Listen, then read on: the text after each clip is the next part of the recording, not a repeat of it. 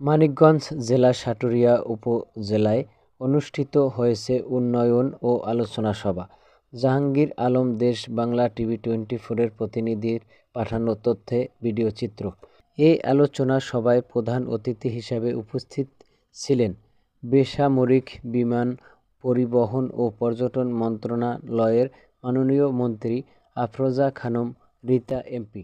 সাটুরিয়া উপজেলা নির্বাহী অফিসার মোহাম্মদ ইকবাল হোসেনের সভাপতিত্বে আয়োজিত এ আলোচনা সভায় উপজেলার বিভিন্ন দপ্তরের কর্মকর্তারা উপস্থিত ছিলেন।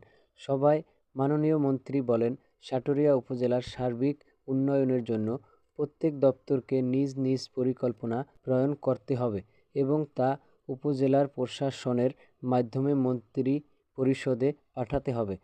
উন্নয়নের ধারা অব্যাহত রাখতে সবাইকে সমবায়ের মাধ্যমে কাজ করতে হবে। তিনি আরও বলেন, জনগণের কল্যাণে টেকসই উন্নয়ন নিশ্চিত করতে সরকার নিরলসভাবে কাজ করে যাচ্ছে। এই সময় উপস্থিত কর্মকর্তাদের উন্নয়নমূলক কার্যক্রমে আরও সক্রিয় ভূমিকা রাখার আহ্বান জানিয়েছেন তিনি।